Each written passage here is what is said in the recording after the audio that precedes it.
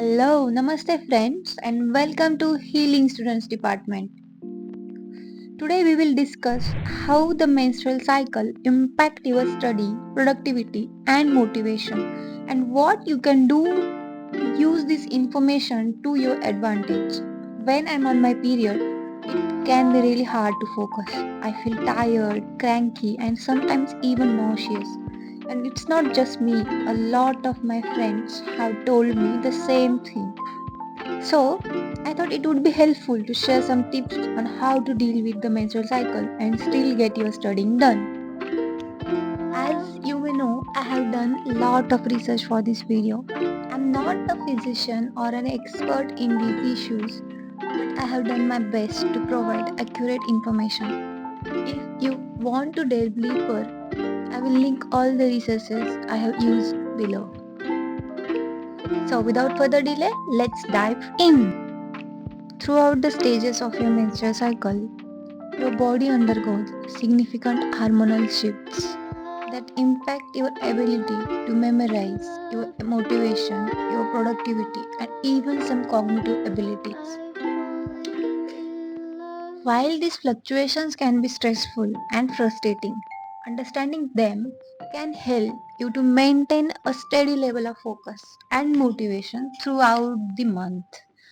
As your hormones shift and fluctuate during the stages of your menstrual cycle, you may be able to identify which stage you are in, even without tracking your cycle with an app or other method.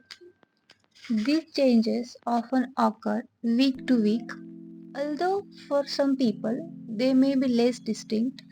It's important to understand what applies to you specifically. Before getting into phases, I want you to understand how female hormones play important role in our productivity. These are female hormones which affect our physiology, mental health, including mood, ultimately affecting our study. Let's start with estrogen. It's like the queen bee of hormones, and when it's balanced, we feel pretty good. It can boost our mood, sharpen our minds, and even help us sleep better. But when estrogen level fluctuate, like during our period or menopause, it can lead to mood swings, irritability, and even depression. Next up, we have progesterone. Think of it as the calm and collected sidekick to estrogen. It can help reduce anxiety and promote relaxation.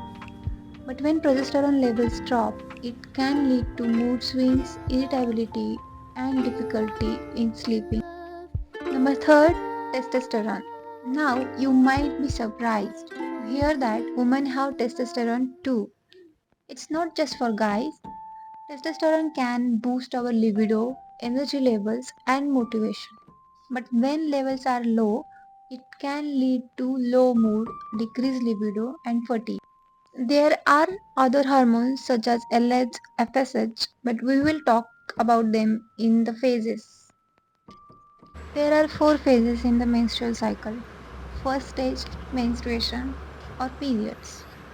Okay, so during menstruation, which happens in the first week of your cycle, your hormone levels will be very low. Fun fact, although you may experience a lot of physical discomfort, your ability to reflect and process information is at its highest point of the month. Although you may experience fatigue and anxiety, your ability to reflect and your intuitive thinking will be at their best. The hormonal roller coaster. Now we all know that our periods can be a roller coaster of emotions.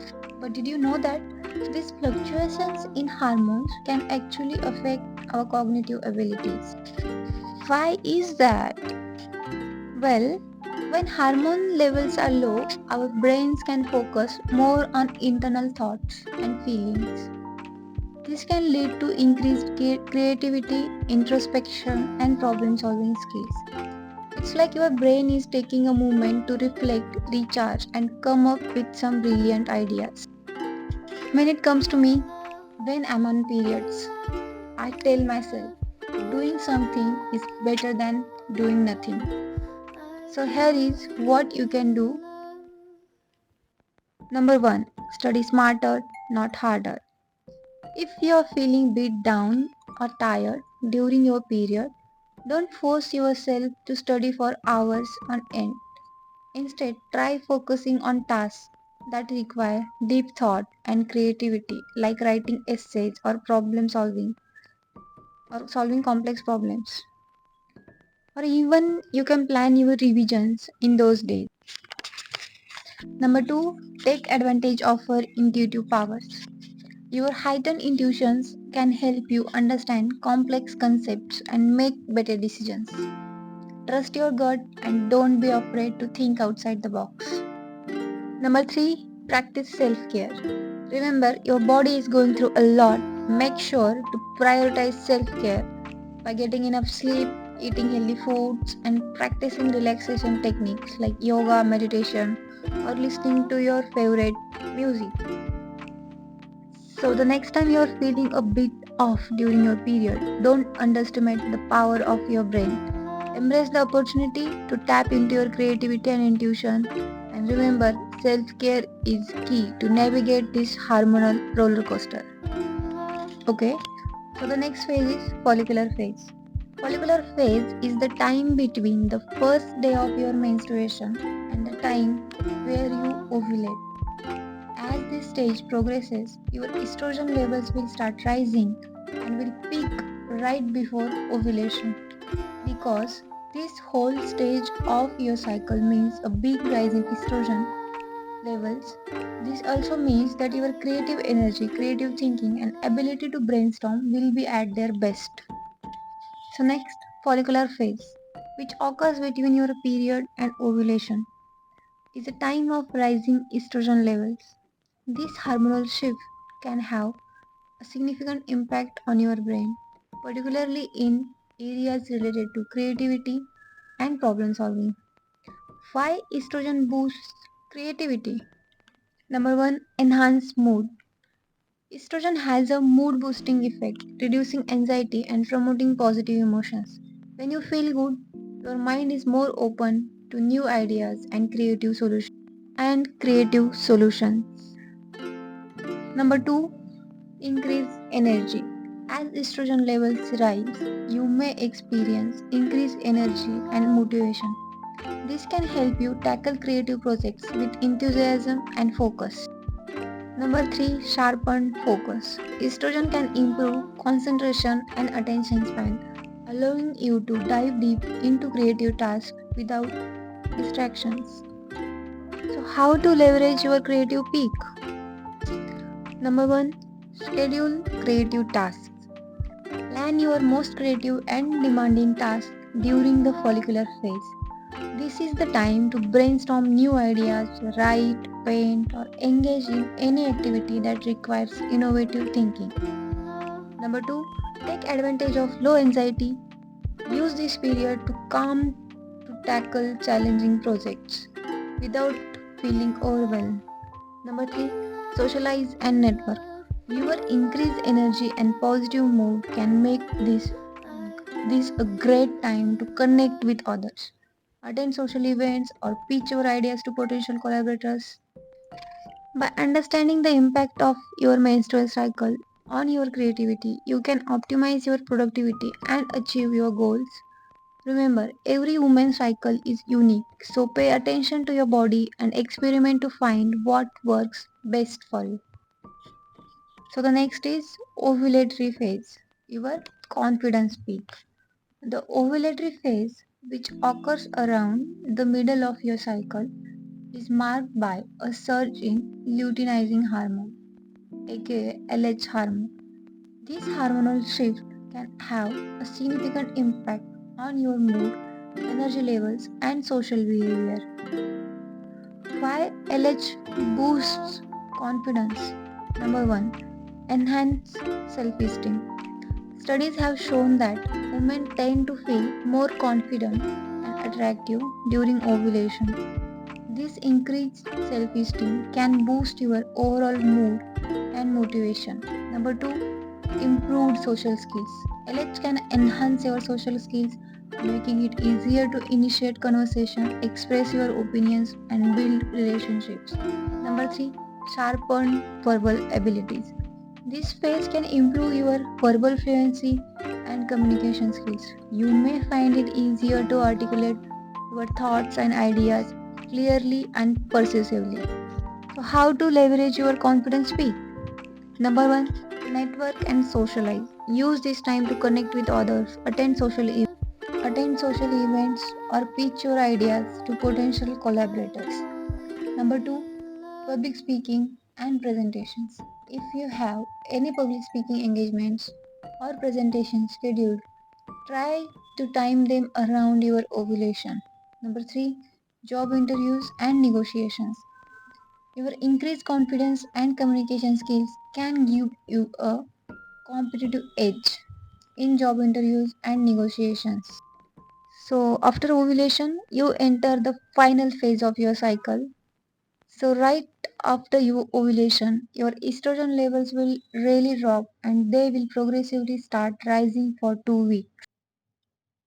The luteal phase, a time for reflection. After ovulation, you enter the luteal phase where progesterone takes center stage. While progesterone plays a crucial role in preparing your body for potential pregnancy, it can also have some interesting effects on your mood and energy levels. So, why progesterone can make you moody? Number 1, increased sensitivity. Progesterone can make you more sensitive to stress and emotional triggers.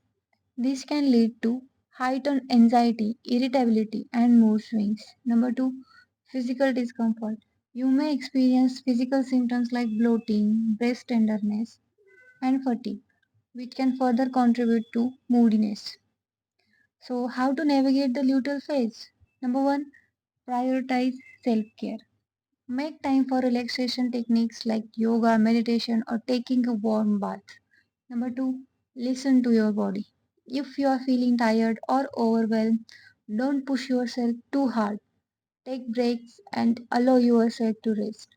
Number 3, choose mindful activities. Opt for activities that require focus and attention to detail, such as reading, journaling, or planning. Number 4, avoid overcommitting. Be realistic about your workload and avoid taking on new projects or responsibilities. Number 5, seek support. Talk to friends, family, or a therapist about your feelings. Sharing your experiences can help elevate stress and anxiety. Okay, so now that I have just described what happens in your body throughout the month, what can you do about this information and how can it be helpful for you? You will never be able to productive all the time. Even if you want to keep your habits strict, you will inevitably have to break them. And that's because your body was not engineered for perfection. So, following are the study tips which can aid your studies. Number 1, Pomodoro technique. Study in 25-minute interval followed by a 5-minute break. This helps you stay focused and avoid burnout. Number 2, active recall. Instead of passively reading, test yourself, quiz yourself, explain concepts to someone else, or create flashcards. Number 3, mind mapping. Visually organize information using diagrams. It helps you to see the big picture and connect ideas. Number 4, spaced repetition. Review material at increasing intervals. This helps your brain retain information for longer. Number 5, find your perfect study spot. Choose a quiet, well lit place where you can focus. You can join a library or a study group. Number 6, take care of yourself. Get enough sleep, eat healthy food, and exercise regularly. A healthy mind and body lead to better focus. Remember, everyone learns differently. Experiment with these techniques and find what works best for you. Don't forget to take breaks and reward yourself for your hard work. Good luck with your studies And don't forget to subscribe to Healing Students Department. Let's support each other. I will be bringing more detailed videos on these study techniques. Thank you for watching. Happy studying!